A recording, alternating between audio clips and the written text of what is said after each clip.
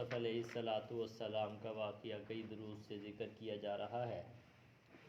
کل کے سبق کے اندر جو بات یہاں تک پہنچی تھی کہ حضرت یوسف علیہ السلام کے بھائیوں نے جب حضرت یعقوب علیہ السلام کو ذکر کیا تھا کہ آپ کے بیٹے نے چوری کر لی ہے، تو حضرت یعقوب علیہ السلام نے فرمایا تھا کہ تم نے ہی بات کو گھڑ لیا ہے اور میں صبر کرتا ہوں۔ اور اس کے ساتھ ساتھ حضرت یعقوب علیہ السلام نے اس بات کو بھی ذکر فرمایا تھا کہ حضرت یوسف کو اور اس کے بھائی کو تلاش کرو اور اللہ تعالیٰ کی رحمت سے کسی کو نا امید نہیں ہونا چاہیے۔ یہ باتیں حضرت یعقوب علیہ السلام نے ذکر فرمائی تھی۔ کل کے درس کے اندر ہم نے اس کو تفصیل سے ذکر کر دیا تھا۔ آج کی یہ جو آیات مبارکہ آپ حضرات کے سامنے تلاوت کی ہیں، ان آیات مبارکہ میں حضرت یعقوب علیہ السلام نے تیسرے سفر کے لیے تیسری مرتبہ مصر کی طرف سفر کرنے کے لیے اپنے بچوں کو بھیجا۔ پھر حضرت یعقوب علیہ السلام جو ہیں ان کے ساتھ بینائی کے لوٹ آنے کا ذکر بھی ہے کہ ان کی بینائی کس طریقے سے لوٹ کر آئی۔ اللہ تعالیٰ نے ان آیات میں اس کو ذکر فرمایا ہے۔ حضرت یعقوب علیہ السلام کے 12 بیٹے تھے اور شروع کے اندر ذکر کیا جا چکا ہے کہ حضرت یوسف علیہ السلام نے خواب بھی دیکھا تھا اور اس کے خواب کے اندر بھی ذکر فرمایا تھا۔ 3 بیٹے تو مصر کے اندر رہ گئے تھے۔ ایک تو حضرت یوسف تھے جن کو مصر میں فروخت کر دیا گیا تھا اور پھر وہ بادشاہ وقت بنے، عزیز مصر بنے۔ بھائیوں کے ذہن کے اندر یہ بات تھی کہ یوسف جو ہیں وہ بالکل دنیا سے جا چکے ہیں۔ دوسرے نمبر پہ حضرت بنیامین یہ بھی مصر کے اندر تھے جو چوری کے الزام کے اندر پکڑے گئے تھے۔ حضرت یعقوب علیہ السلام کا تیسرا بیٹا جس نے یہ بات کہی تھی کہ میں واپس نہیں جاتا، میں والد کو جا کر کیا منہ دکھاؤں گا، اور وہ وہیں مصر میں بیٹھ گیا تھا۔ یہ 3 بیٹے تو مصر کے اندر رہ گئے تھے، باقی 9 بیٹے حضرت یعقوب کے بچے۔ حضرت یعقوب علیہ السلام کے 9 بیٹے تیسری مرتبہ مصر میں تو یہ پونجی جتنا جو سامان تھا، پونجی جس کو کہا جاتا ہے، ایک گھٹیا قسم کی پونجی جس کو عام طور پہ کوئی لیتا بھی نہیں ہے، انہوں نے اس کو لیا اور لے جانے کے بعد مصر میں دوبارہ غلہ لینے کے لیے تیسری مرتبہ گئے۔ جب غلہ لینے کے لیے تیسری مرتبہ گئے، چونکہ قحط بہت زیادہ تھا، تیسری مرتبہ مصر میں جانے کے ان کے 2 مقصد تھے۔ ایک مقصد تو یہ تھا کہ ہم غلہ لے کر آئیں کیونکہ قحط سالی بہت زیادہ تھی، جیسا کہ شیخ سعدی رحمۃ اللہ علیہ فرماتے ہیں کہ جب قحط سالی ہوتی ہے تو انسان محبوب جو ہے وہ بھی اپنے محب کو چھوڑ دیا کرتا ہے اور محب محبوب کو چھوڑ دیا کرتا ہے۔ تو حضرت یوسف علیہ السلام کے زمانہ کے اندر قحط سالی بہت زیادہ آئی۔ ہمارے نبی سرور کائنات صلی اللہ علیہ وسلم نے جب مشرکین مکہ نے آپ کو ستایا، بہت زیادہ تکالیف دی، تو نبی کریم صلی اللہ علیہ وسلم نے مشرکین مکہ کے لیے بھی بد دعا فرمائی تھی کہ یا اللہ ان پر ایسے سال بھیج دے جیسا کہ تو نے یوسف کے زمانہ میں قحط سالی بھیجی تھی۔ اللہ تعالیٰ نے آپ کی دعا کو قبول فرمایا۔ مشرکین مکہ پر قحط سالی آئی، اتنے تنگ ہوئے وہ کہ چمڑے چوس کر گزارا کرتے، ہڈیوں کو پیس کر گزارا کرتے، حتیٰ کہ مردار کھانے کے لیے بھی تیار ہو گئے۔ تو جب قحط سالی آتی ہے تو اس کے اثرات ہر پر پڑتے ہیں، امیر ہے چاہے غریب ہے، سب پر۔ ابھی آپ دیکھ لیں کرونا کے حالات کے اندر، چاہے کوئی امیر تھا چاہے غریب تھا، اثرات سب لوگوں پر ہی قحط سالی کے پڑتے ہیں۔ تو یہ تیسری مرتبہ ان کا جو مصر جانا ہوا، ایک مقصد تو غلہ لینے کے لیے تھا اور دوسرا مقصد ان کا یہ تھا کہ بھائیوں کو تلاش کر کے لائیں، کیونکہ بنیامین کا تو ان کو پکا علم تھا کہ وہ مصر میں ہیں، پکڑے ہوئے ہیں، اور جو ایک اور بھائی جو بنیامین کی وجہ سے رہ گیا تھا اس کے بارے میں بھی ان کو یقین تھا کہ وہ بھی ہمیں مصر میں مل جائے گا، اور حضرت یوسف کے بارے میں ان کو خیال بھی نہیں تھا کہ وہ بھی ہمیں مصر میں مل جائے گا۔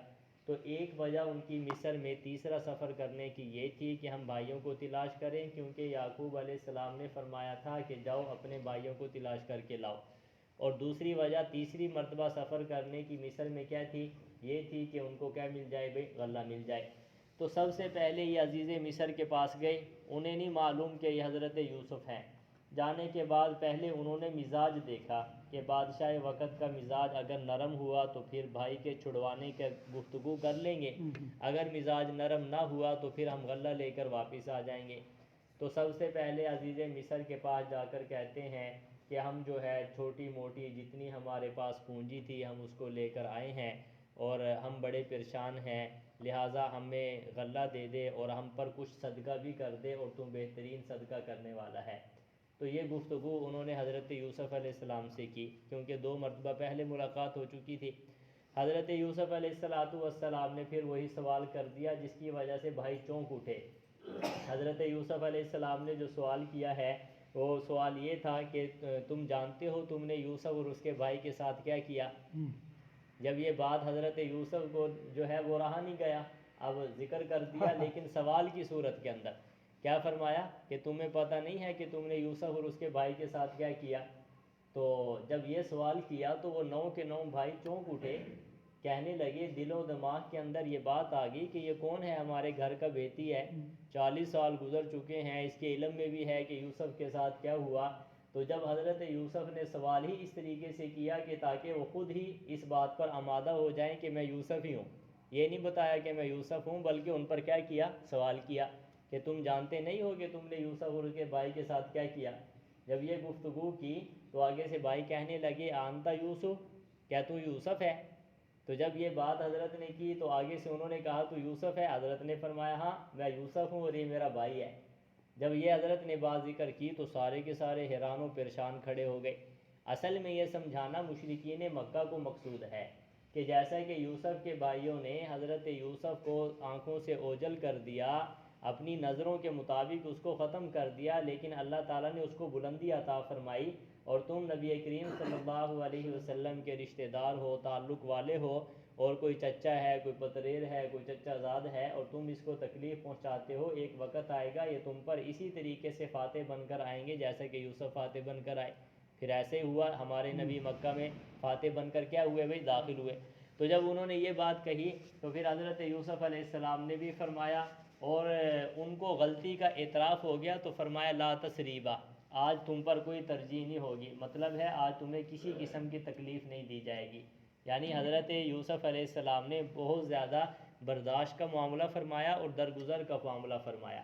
ہمارے نبی سرور کائنات صلی اللہ علیہ وسلم نے بھی یہ الفاظ فرمائے تھے جب آپ مدینہ سے ہجرت کر کے مدینہ سے مکہ میں فاتح بن کر تشریف لائے، تو وہی لوگ جنہوں نے آپ کو 10 سال ستایا اور آپ صلی اللہ علیہ وسلم کو 15 سال تکالیف دی، تو جب آپ مکہ میں فاتح بن کر داخل ہوئے، مکہ کو فتح فرمایا، تو پھر وہ سارے کے سارے کھڑے تھے مجرم ہونے کی صورت کے اندر، جیسا کہ حضرت یوسف کے بھائی مجرم ہونے کی صورت کے اندر حضرت یوسف کے سامنے کھڑے تھے۔ تو آپ صلی اللہ علیہ وسلم نے ان سے پوچھا کہ بتاؤ میں تمہارے ساتھ کیا معاملہ کروں؟ تو انہوں نے کہا تھا کہ تو ہمارا شریف بھائی ہے اور شریف بھائی کا بیٹا ہے۔ تو یہ الفاظ ذکر فرمائے۔ نبی کریم صلی اللہ علیہ وسلم نے فرمایا آج کے دن میں تمہیں وہی الفاظ کہتا ہوں جو یوسف نے اپنے بھائیوں کو کہے تھے کہ آج میں تم سے کوئی سزا نہیں لیتا، میں نے تم سب سے کیا کر دیا بھائی، درگزر کر دیا۔ بہرحال حضرت یوسف علیہ السلام نے اظہار فرما دیا اور بھائیوں کو ندامت ہوئی اور غلطی کا ان کو احساس ہوا۔ پھر حضرت یوسف علیہ السلام نے فرمایا یہ میرا قمیض لے جاؤ اور میرے والد محترم کی آنکھوں پہ ڈال دینا، ان کی بینائی واپس آ جائے گی۔ یہ حضرت یوسف علیہ السلام نے فرمایا۔ اب یہ کیوں فرمایا؟ علماء فرماتے ہیں وہ خاص قسم کا قمیض تھا۔ فرمایا وہ خاص قسم کا کیا تھا بھائی، قمیض، جو حضرت یوسف علیہ السلام کے گلے میں ان کے والد محترم نے تعویذ بنا کے ڈالا ہوا تھا۔ اور وہ قمیض کون سا تھا؟ وہی قمیض جو حضرت ابراہیم علیہ السلام کو فرشتوں نے پہنایا تھا آگ کے اندر۔ جب حضرت ابراہیم علیہ السلام کو آگ میں ڈالا گیا تو پھر انہوں نے ظالموں نے کپڑے اتارے، پھر حضرت کو آگ میں ڈالا، تو فرمایا کہ اللہ تعالیٰ نے پھر فرشتوں کو بھیجا اور کپڑے دے کر بھیجا، اور وہ قمیض کس کو پہنایا گیا تھا؟ حضرت ابراہیم علیہ السلام کو۔ حضرت ابراہیم علیہ السلام سے وہ قمیض پہنچا حضرت اسحاق کو، حضرت اسحاق علیہ السلام نے حضرت یعقوب کو دیا، پھر حضرت یعقوب نے اس کو تعویذ بنا کر حضرت یوسف علیہ السلام کے گلے میں ڈال لیا تھا۔ یہی وجہ ہے کہ حدیث پاک کے اندر آتا ہے کہ قیامت والے دن سب سے پہلے حضرت ابراہیم علیہ السلام پر قمیض پہنائے جائیں گے، ان کو کپڑے دیے جائیں گے، ان کو کپڑے پہنائے جائیں گے۔ وجہ یہ ہے کہ ان کو دنیا کے اندر اللہ رب العزت کے لیے اللہ کی ہی وجہ سے، اللہ کی محبت کی وجہ سے ان کے کپڑے اتارے گئے تھے، تو قیامت والے دن سب سے پہلے ان کو کیا ہے بھئی، کپڑے پہنائے جائیں گے۔ تو بہرحال وہی قمیض تھا۔ اب اس قمیض کے بارے میں وہ 3 باتیں جو میں نے ذکر کی تھی، سب سے پہلے وہ قمیض خون لگا ہوا تھا جس کی وجہ سے حضرت یعقوب علیہ السلام کو پریشانی ہوئی۔ پھر وہ قمیض کی وجہ سے ہی کیا ہوا، حضرت یوسف علیہ السلام پر وہ الزام لگا زلیخا والا۔ پھر وہی قمیض، تیسرا جو واقعہ ہے وہ یہ ہے کہ اسی قمیض کے ذریعے حضرت یعقوب علیہ السلام کی بینائی لوٹی، کیونکہ حضرت یوسف کے ذہن میں یہ بات تھی کہ جب والد محترم نے سب سے پہلے قمیض دیکھا تھا تو تکلیف بھی قمیض کی وجہ سے ہوئی تھی، اور آنکھوں کی بینائی بھی اسی کی وجہ سے رو رو کے گئی تھی۔ آج اسی قمیض کے ذریعے ان کی آنکھوں کی بینائی کیا آ جائے گی بھائی، واپس آ جائے گی۔ تو قمیض بھائیوں کو دیا اور کہا کہ جاؤ میرے والد محترم کے آنکھوں پہ رکھنا اور ان کی بینائی کیا ہے بھائی، لوٹا جائے گی۔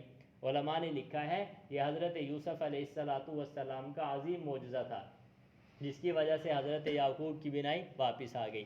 اب ترجمہ دیکھیے، بات سمجھ میں آ جائے گی۔ فلما دخلوا علیہ قالوا یا ایھا العزیز، جب وہ داخل ہوئے یوسف پر تو کہنے لگے اے عزیز، مسنا واہلنا الضر وجئنا ببضاعۃ مزجاۃ، پہنچی ہمیں اور ہمارے گھر والوں کو سختی اور لائے ہیں ہم ناقص پونجی، فاوف لنا الکیل وتصدق علینا، پس تو پورا کر ہمارے لیے کیل کو اور ہم پر صدقہ کر، ان اللہ یجزی المتصدقین، بے شک اللہ تعالیٰ صدقہ کرنے والوں کو بدلہ دیتا ہے۔ بھائیوں نے کہا کہ ہم پر کیا کر بھائی، صدقہ کر۔ یہاں پہ ایک سوال ہوتا ہے، نبی کریم صلی اللہ علیہ وسلم نے فرمایا کہ جو آل محمد ہیں ان کے لیے فرمایا جو صدقہ جو ہے سید کے لیے وہ حلال نہیں ہے، اور انبیاء بھی صدقے کو قبول نہیں فرماتے، جیسا کہ سرور کائنات صلی اللہ علیہ وسلم کی خصوصیات میں سے آپ نے سنا ہے کہ آپ کو صدقہ دیا جاتا تو آپ قبول نہ کرتے۔ تو حضرت یعقوب علیہ السلام کے بیٹوں نے کہا کہ ہم پر صدقہ کر۔ کس کو کہا؟ حضرت یوسف علیہ السلام کو۔ یہ بات ذہن میں آتی ہے تو بعض علماء نے لکھا ہے کہ سرور کائنات صلی اللہ علیہ وسلم ہی کی خصوصیت تھی کہ آپ کو حکم دے دیا گیا تھا کہ آپ کے لیے صدقہ نہیں ہے، بلکہ آپ کے لیے کیا ہے بھائی، ہدیہ ہے۔ ایک جواب تو اس کا یہ ہے، اور دوسرا جواب مفسرین اور علماء کرام نے یہ دیا ہے کہ یہاں پہ صدقہ سے مراد صدقہ نہیں ہے بلکہ احسان ہے۔ صدقے کا معنی کیا کریں گے بھی، احسان، کہ تو ہم پر احسان کر، تو بہترین کیا ہے بھائی، احسان کرنے والا ہے، تو ہر قسم کا اعتراض دور ہو جائے گا۔ آگے فرمایا قال هل علمتم ما فعلتم بيوسف واخی، یوسف نے کہا کیا تمہیں معلوم ہے جو کچھ تم نے کیا تھا یوسف کے ساتھ اور اس کے بھائی کے ساتھ، وَإِذْ أَنْتُمْ جَاهِلُونَ، جبکہ تم نادان تھے۔ خود ہی ذکر فرما دیا تم کیا تھے بھائی، نادان تھے، جاہل تھے، تمہیں پتہ ہی نہیں تھا ہم کیا کر رہے ہیں، اور تمہارے خیال میں بھی نہیں تھا کہ جس کے ساتھ ہم یہ کر رہے ہیں اور یہ وقت کا پھر بادشاہ بن کے آئے گا۔ فرمایا یہ بات حضرت یوسف نے ان سے کیا کر دیا بھائی، سوال، چونکا دینے والا سوال۔ تو انہوں نے کہا قالوا اِنَّكَ لَأَنْتَ یوسف، وہ کہنے لگے بے شک تو یوسف، البتہ یوسف ہے۔ قال انا یوسف وہذا اخی، کہنے لگا میں یوسف ہوں اور یہ میرا حقیقی بھائی ہے۔ حضرت نے بھی کیا فرما دیا بھائی، اظہار۔ کب فرمایا؟ جب اللہ کا حکم ہوا، جب تک اللہ کا حکم نہیں تھا اظہار نہیں فرمایا۔ کتنا بڑا امتحان ہے کہ بیٹا تڑپ رہا ہے اور والد کی یاد اس کو آ رہی ہے، لیکن مجال ہے کہ ذکر کر دے کہ ابا جان میں زندہ ہوں۔ اور باپ کا کتنا بڑا امتحان ہے کہ آنکھی بینائی چلی گئی، رو رو کے تھک گئے، کتنی پریشانی کا عالم، حتیٰ کہ اتنا غم، جو میں نے کل ذکر کیا قزیم کا لفظ، کہ غم کے اندر بولا نہیں جا رہا، کسی کے ساتھ بیٹھتے نہیں ہے، کتنا بھاری جو ہے امتحان ہے، لیکن مجال ہے کہ کوئی زبان پر اف آ جائے۔ فصبر جمیل، یہ ہمارے لیے سبق ہے۔ حضرت یوسف کے ہر واقعے کے اندر آخرت کا سبق ہے، یہ بات یاد رکھیں۔ اور الزام لگا تو کیا ہوا، آخرت کی طرف دھیان۔ اب جب یہ سارے معاملات کس کی طرف دھیان بھائی، آخرت کو۔ ہمارے لیے سبق ہے کہ ہمیں آخرت بھی یاد ہونی چاہیے، نیری دنیا نہیں ہونا چاہیے۔